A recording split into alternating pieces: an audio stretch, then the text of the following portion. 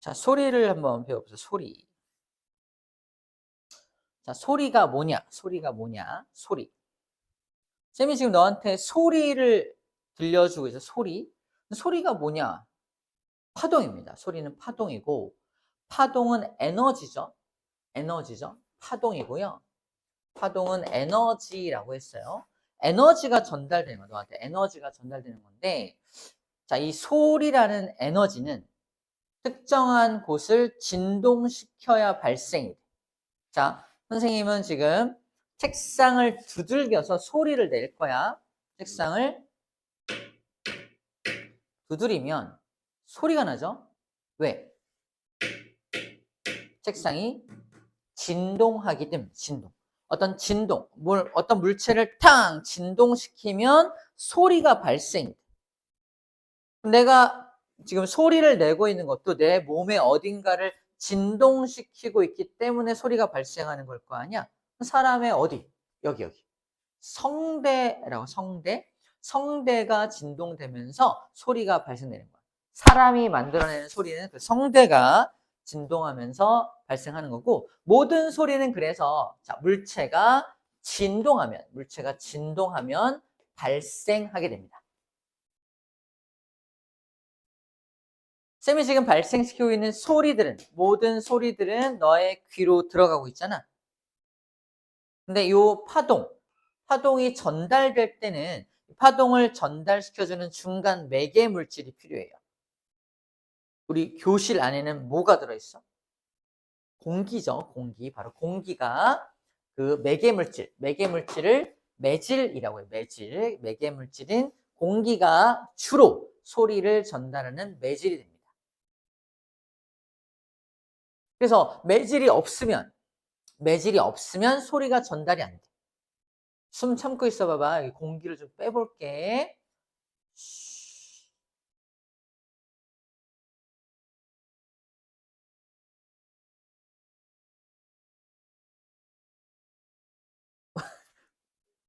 알아들었어요? 매질이 없으면 소리가 전달되지 않는다는 걸 판토마임 보여준 거야. 그래서 여기 나와 있어요. 진공 상태, 공기가 전혀 없는 상태에서는 매질이 없으니까 소리가 전달되지 않습니다. 전혀 전달되지 않아요. 하지만 매질이 있을 때, 고체, 액체, 기체라는 매질이 있을 때만 전달이 되고요. 매질이 없으면 소리는 전달되지 않습니다. 그리고 아이러니하게도 기체보다는 액체가 더 소리 전달 속도가 빠르고요. 액체보다는 또 고체가 소리 전달 속도가 더 빠릅니다. 매질이 더 촘촘하게 있을수록 소리가 타고 가기 좋기 때문에 매질이 좀 촘촘하게 가까이 붙어있는 고체가 더 빠르게 전달되는 거야. 기체보다는 액체보다는 고체가 더 소리가 잘 전달됩니다. 이거 저번에 쌤이 그려줬는데, 그리고 종파이다. 소리는 종파입니다. 쌤이 그려준 이거 기억나요? 이거 그림? 사람이 물결파 있고요. 서가지고 소리를 지를 때 소리가 이렇게 퍼져나간다 그랬죠? 그래서 이게 촘촘한 곳이 있고 듬성듬성한 곳, 촘촘한 곳과 듬성듬성한 곳이 반복된다는 건 이렇게 가고 있는 거예요. 앞뒤로 진동하면서 가고 있다는 뜻입니다. 이거를 종파라고 해요. 그래서 소리는 종파라는 거 저번에 우리 파동을 전체 정리할 때 소리가 종파고 또 유일하게 지진파 중에 피파가 종파이다. 피파하고 소리 두 개만 종파고 나머지는 다 횡파였던 거 기억납니까? 자, 소리가 종파예요. 소리가 뭔지에 대해서 먼저 알아봤습니다. 1번. 소리를 다른 말로 뭐라고도 부르냐면 체크, 음파라 그래. 음을 가진 파동이다. 소리만 유일하게 도레미파솔라시 도레미파솔라시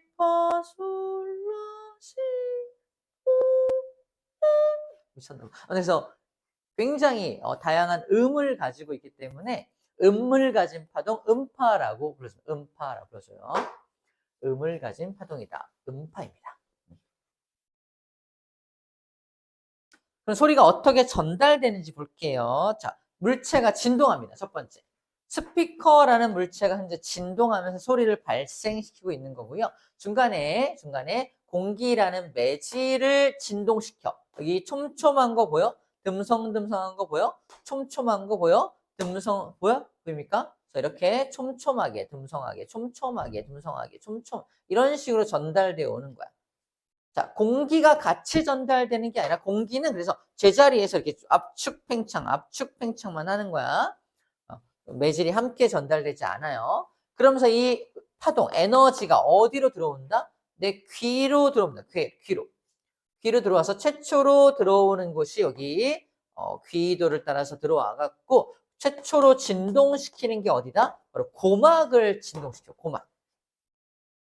소리가 귀를 따라 들어와서 고막으로 들어와서 고막에 연결된 여기 귓속뼈에서 증폭이 일어나서 여기 들어있는 달팽이관에서 소리를 인식해서 뇌로 청신경을 따라서 뇌로 보내줍니다. 그래서 고막을 진동시켜서 소리를 인식하는 과정이 이제 여기 그려져 있는 거예요. 고막이 만약에 찢어지거나 그러면 소리가 안 들리는 게 고막이 진동이 되어야 소리를 들을 수 있기 때문에 그래요. 고막은 근육 구조라서 잘못하면 찢어지기도 합니다. 조심해야 돼요. 그래서 왜 영화 같은 데 보면은 막 음파 공격 막 하면은 아! 해갖고 막 귀에서 피나고 막 본 적 있죠? 이제 고막이 찢어지는 장면을 나름 영화에서 표현하고 있는 거 음파 공격. 여기까지 소리가 전달되는 과정입니다. 이 용어들 기억해야 돼요. 물체가 진동하면 공기가 진동하고 고막이 진동하면 소리를 인식한다. 요 용어들 고막이란 용어 기억하면 되겠네요. 별로 어려운 건 없습니다. 아직까지는. 자, 이제 소리의 3요소를 좀 볼 건데 소리의 3요소. 다른 파동과 다르게 소리는 3가지 요소를 가지고 있어요. 3가지 요소. 미리 써보면은 높이, 세기, 맵시라고 써있나요? 맵시? 음색이라고 써있네요. 음색 바꿀게요. 음색. 자, 높이라는 말은 높낮이래요. 소리가 높다, 소리가 낮다. 소리의 세기, 소리가 크다, 작다를 말해요. 자, 큰 소리와 작은 소리는 높낮이가 아니야. 세기입니다. 큰 소리, 작은 소리는 어떻게 결정되냐? 잘 봐. 소리를 횡파의 모습으로 바꾼다면 이라는 전제가 깔려 있습니다. 소리는 원래 종파인데 횡파로 지금 그려져 있죠. 오실로스코프라고 하는 횡파로 변형시키는 장치를 통해서 횡파로 변형한 모습을 지금 우리가 분석할 거야. 종파는 분석하기 좀 쉽지가 않아서 횡파의 모습으로 바꿔서 분석하는 생각하면 돼요. 첫 번째, 소리의 세기. 큰 소리와 작은 소리를 의미합니다. 큰 소리는 뭐냐 그러면 큰 소리는 진폭이 클 때 큰 소리가 나고요. 진폭이 작으면 작은 소리가 나요. 진폭이 뭘 결정한다? 소리의 세기를 결정한다는 거야. 자, 두 번째, 소리의 높낮이인데 높낮이는 뭐냐면 높은 음과 낮은 음을 말합니다. 높은 음, 낮은 음입니다. 쌤이 표현해보면 높은 음과 낮은 음을 말해요. 자, 이때 우리가 모식적으로 높은 음은 고음은 진동을 많이 해요. 높은 음이고요. 낮은 음은 잘 봐. 낮은 음이야. 진동을 많이 안 하는 거야. 자, 그래서 진동을 막 여러 번 떨리고 있는 모습이 높은 음이고 여러 번이 아니라 좀 적게 떨리고 있는 게 낮은 음이 됩니다. 같은 시간 동안에 4번 떨리고 있고요. 같은 시간 동안에 2번만 떨리고 있죠. 그래서 같은 시간에 4번만 떨릴 때 진동수가 4이다라고 말하고 진동수가 2이다라고 말해요. 진동수. 그래서 진동수가 크다. 진동수가 크면 높은 음이 되는 거고 진동수가 적으면 낮은 음이 되는 겁니다. 이런 현악기, 관악기 같은 것들, 악기도 높은 음과 낮은 음을 내잖아. 그지? 현악기는 이제 손으로 잡아가지고 줄을 짧게 만들어서 이렇게 하면 끼끼 하면 높은 음이 나고 줄을 길게 하면 띵띵 이렇게 해서 좀 낮은 음이 나죠. 길이. 줄의 길이나 굵기를 다르게 하면은 이런 진동수를 다르게 만들 수가 있고요. 관악기 같은 경우는 내가 누르면서 중간에 막아가지고 그 관악 그 안쪽에 길이를 길게 만들거나 짧게 만들거나 그래서 공기를 진동시켜서 높은 음을 만들기도 하고 낮은 음을 만들기도 하는 겁니다. 관의 길이. 내가 눌러가지고 관의 길이를 다르게 해서 높낮이가 다르게 만드는 게 관악기의 특징이에요. 그렇구나. 일단 소리는 높낮이라는 게 있고 높낮이는 뭐가 결정한다? 진동수가 결정하는구나 라는 겁니다. 자, 마지막 세 번째는 뭐냐면 이거야. 봐봐. 피아노 소리하고 바이올린 소리인데 지금 진폭도 같아. 색이 같은 크기로 바이올린 소리와 피아노 소리가 같은 크기로 나오고 있는 거야. 그 진동수도 하나, 둘, 셋, 넷. 얘도 하나, 둘, 셋, 넷. 똑같이 진동수 똑같아. 뭔 소리야? 같은 음을 내고 있는 거야. 피아노로 띵, 바이올린으로 찡, 그죠? 같은 크기로 같은 음을 내고 있어. 근데 우리는 어떤 게 피아노 소리고 어떤 게 바이올린 소리인지 알아 몰라? 알잖아. 그건 뭐냐는 거야.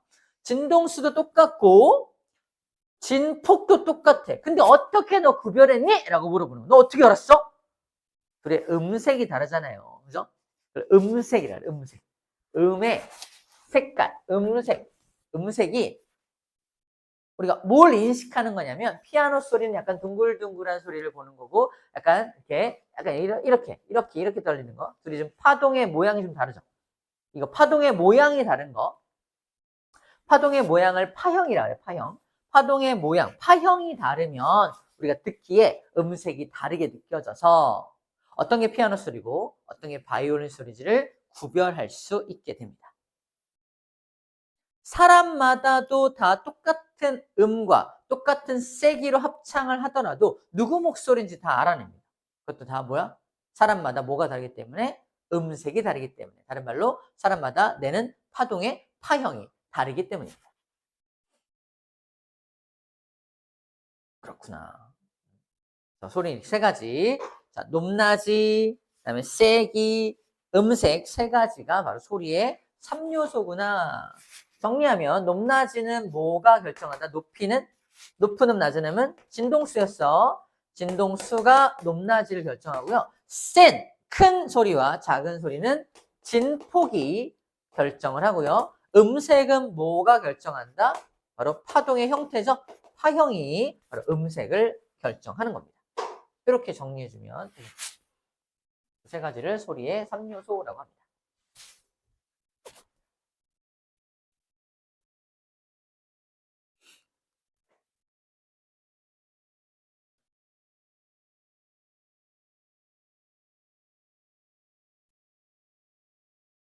자, 그러면 3요소와 관련된 실험을 좀 몇 개 볼게요. 봐봐. 유리병 악기입니다.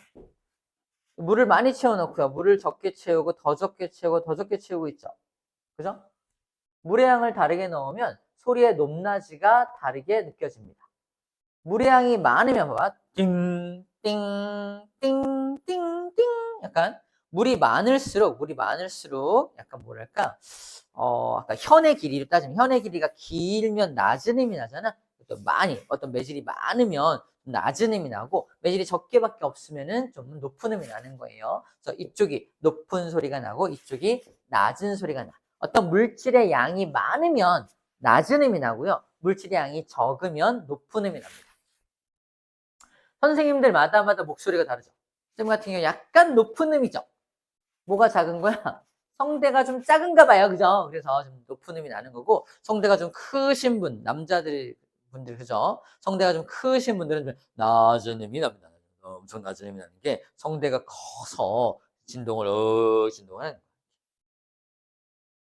자, 밑에도 같은 실험인데, 자를 갖다 놓고 실험을 할 건데, 자를 길게 놓고 팅팅이면 띵, 짧게 놓고 팅팅이면 띵, 이렇게 튀깁니다. 그래서 이 자의 길이를 가지고도 이런 비슷한 실험을 할 수 있다라는 말을 해주고 있는 것 뿐입니다. 어렵지 않죠?